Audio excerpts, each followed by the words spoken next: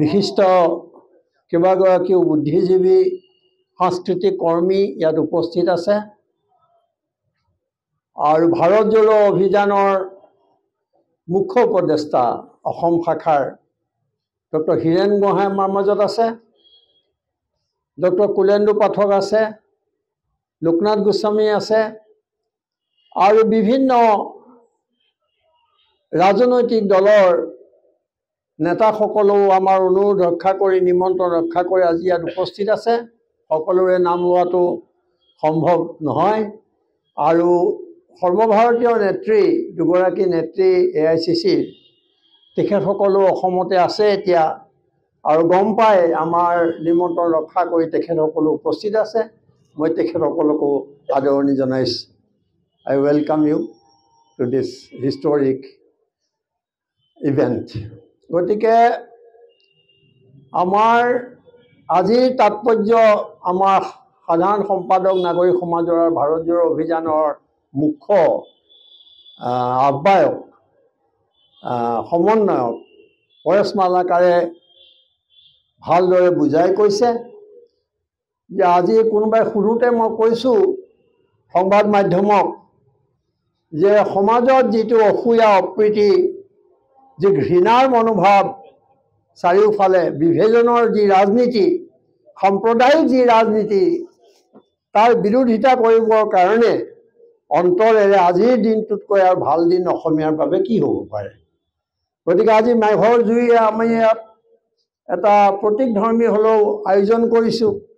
এই জুইত আমি আমাৰ মাজত থকা যিটো এতিয়া ভাৰত জোড়ো যাত্ৰা ৰাহুল গান্ধীয়ে আৰম্ভ কৰিছিলে সৰ্বভাৰতত, মোক সুধিছে কোনোবাই সংবাদ মাধ্যমত যে ইয়াৰ বিৰুদ্ধে মুখ্যমন্ত্ৰী প্ৰমুখ্যে বিজেপি দলে ইমান সমালোচনা কৰিছে। মই বোলো সেইটোৱে প্ৰমাণ কৰে যে ইয়াৰ প্ৰাসংগিকতা কিমান বেছি। কাৰণ প্ৰাসংগিক হৈ নুঠিলে বা তেওঁলোকে ভয় কিয় খাইছে, এইটোত ভয় খাবলগীয়া একো নাই। কাৰণ ইমান চেষ্টা কৰাৰ পিছতো বহু কিবা কিবি ষড়যন্ত্ৰ কৰাৰ পিছতো সৰ্বভাৰততে ভাৰত জোড়ো যাত্ৰা যিটো ৰাহুল গান্ধীৰ নেতৃত্বত হৈছিল এইটো সফল হৈছিল আৰু অসমৰ পৰা মই আৰু পৰেশ মালাকাৰো আমি তেলেংগানাত উপস্থিত হৈ প্ৰত্যক্ষ কৰিছিলোঁ আৰু ৰাহুল গান্ধীকো আমি বেলেগ সুকীয়াকৈ লগ পাবলৈ সক্ষম হৈছিলোঁ। আৰু যি নহওক তেওঁ যিটো কথা আজি চাৰিওফালে সকলোৱে শুনিছে যে নফৰত কি বাজাৰ মে মোহব্বত কি দোকান, এই যিটো ঘৃণাৰ যিটো পৰিৱেশ সৃষ্টি হৈছে চাৰিওফালে কথা বতৰা ইমান নিম্ন খাবলৈ গুচি গৈছে যিবোৰ আমি ক'বলৈকে লাজ পাওঁ। আজি কেইদিনমান আগতে ছ'চিয়েল মিডিয়াত এতিয়া আপোনালোকে দেখিছে যে ডক্টৰ হীৰেন গোহাঁইৰ দৰে ব্যক্তিক কি ধৰণেৰে মানে শব্দটোৱে নাই, এইটো সমালোচনা হ'লে ভালেই আছিল, এটা নিকৃষ্ট পৰ্যায়ত আক্ৰমণ হৈছে। এইটো মই এটা কথাত উদাহৰণ দিছোঁ যে সাধাৰণ মানুহৰ অৱস্থা আজি কি হৈছে। গতিকে এটা সময় আহিছে, এই সময়ত যদি আমি মাত মাতিব নোৱাৰোঁ আৰু এই প্ৰৱণতাক যদি আমি বাধা দিব নোৱাৰোঁ তেতিয়াহ'লে ইতিহাসে আমাক ক্ষমা নকৰিব। আৰু আজি আমাৰ কাৰণে এটা বৰ গৌৰৱৰ কথা বুলি ভাবোঁ।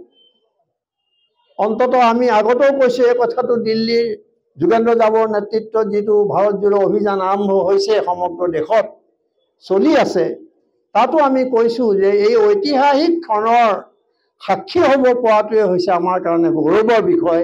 কাৰণ আমি এদিন ক'ব পাৰিম যে আমি এই ধৰণৰ অন্যায়ৰ, এই ধৰণৰ তেওঁলোকৰ ষড়যন্ত্ৰৰ এই অসূয়া ইয়াত যিটো আছে অপ্ৰীতি ঘৃণা অবিশ্বাস হিংসাৰ যিটো বাতাবৰণ শাসক পক্ষই কৰিছে তাৰ অন্ততঃ বিৰোধিতা কৰিছিলোঁ। মেজিক সাক্ষী কৰি আজি আমি এইটোকে শপত ল'ম যে আমি আমাৰ দেশখন বচাব লাগিব, সমাজখন বচাব লাগিব আৰু আমাৰ জাতিটোক বচাব লাগিব, গণতন্ত্ৰক ৰক্ষা কৰিব লাগিব। গতিকে ইয়াত যিসকল সমবেত আছে মই বেছি নকওঁ, সকলোৱে গণতন্ত্ৰৰ পক্ষত থিয় হৈছে, সেইটোৱে আজি মই ভাবোঁ আটাইতকৈ ডাঙৰ কথা। আৰু যিসকলে আমাৰ নিমন্ত্ৰণ ৰক্ষা কৰি আজি ইয়ালৈ আহিছে, বহু ব্যক্তি আহিছে, এইবোৰ মানে সকলোৱে পৰিচিত একোজন নাম সমাজত যাৰ বহুত ধৰণৰ ভূমিকা আছে, বিখ্যাত তেনেকুৱা মানুহ আহিছে। মই সকলোকে আদৰণি জনাইছোঁ আৰু আমাৰ যি আজি লক্ষ্য আছিলে তাক সফল কৰি তোলাৰ কাৰণে আপোনালোক যে আহিছে তাৰ বাবে ধন্যবাদ জনাইছোঁ। আৰু ইতিমধ্যে পৰেশ মালাকাৰে আমাৰ শিক্ষাবিদ ডক্টৰ কুলেন্দু পাঠক ডাঙৰীয়াৰ নাম লৈছে আৰু মই সেইকাৰণে ডক্টৰ হীৰেণ গোহাঁইক নিমন্ত্ৰণ কৰিছোঁ যাতে দুয়োগৰাকীয়ে মিলি পেলাই যাতে ইয়াত আমাৰ আজি অনুষ্ঠানটো শুভাৰম্ভ কৰে।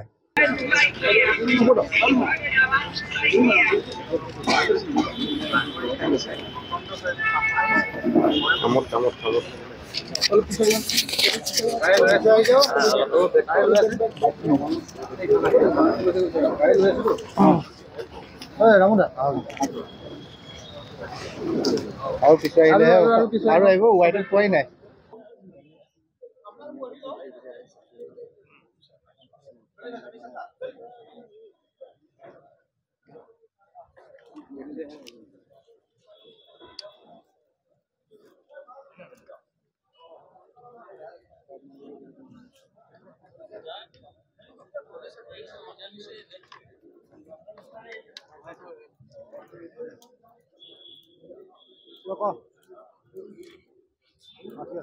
আমি আচলতে আজিৰ দিনটোত এটা অসমীয়া জাতিৰ বাবে আজিৰ দিনটোৰ তাৎপৰ্য বেলেগে ক'বই নালাগে।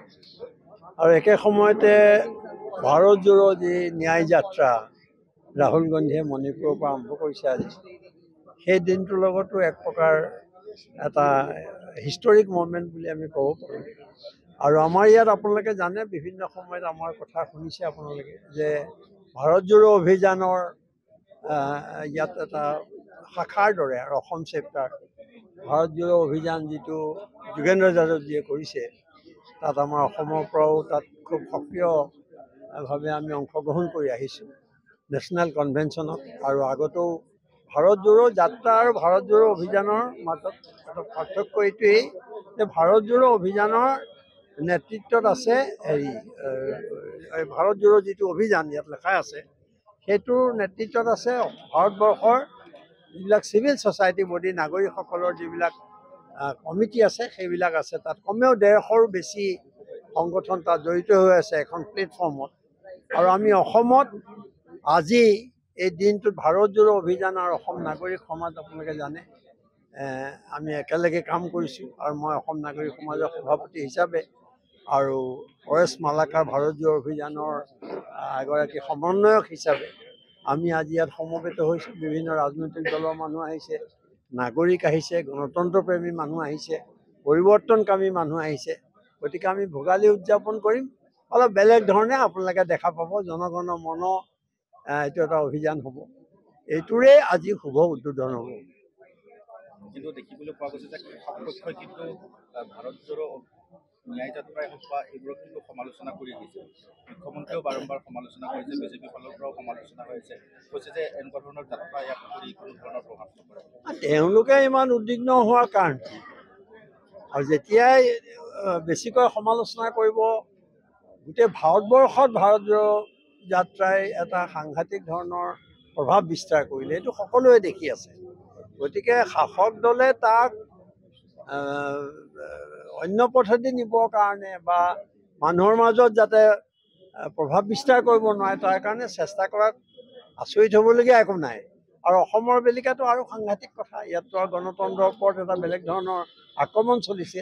কিন্তু মই ক'ম যে সমালোচনা যে কৰিছে সেইটোৱে প্ৰমাণ কৰিছে যে ভাৰত জোৰো যাত্ৰা এটা তেওঁলোকে ভয় খাইছে। কাৰণ ইয়াৰ আগতেও গোটেই কাশ্মীৰ কি কয় কন্যাকুমাৰীৰ পৰা কাশ্মীৰলৈকে যিমান মানুহৰ সমাগম হৈছিলে, যিমান মানুহ ৰাস্তালৈ ওলাই আহিছিলে, মই নিজেও দেখিছোঁ তাত। গতিকে তাৰপিছত মণিপুৰ যি প্ৰধানমন্ত্ৰী যিগৰাকী প্ৰধানমন্ত্ৰীয়ে তালৈ আজি 6-7 মাহো যাবলৈ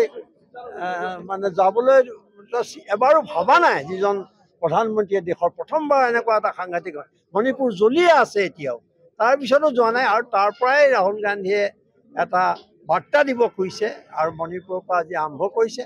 গতিকে এই কথাত স্বাভাৱিকতে শাসক দলে বুলি কওঁ বা হিমন্ত বিশ্ব শৰ্মা বুলিয়ে কওঁ, তেওঁলোকে এই কথাই তেওঁলোকক অলপ তেওঁলোকৰ ভেটিটো কঁপাই তুলিছে। দেশৰ ৰাজনীতিত অসমৰ যিটো পৰম্পৰা, অসমৰ যিটো বাপতিসাহোন বিহু, এই বিহুৱে কিবা প্ৰভাৱ পেলাব আপোনালোকে যিহেতু বিহুৰ দিনটোত কাৰ্যসূচী লৈছে?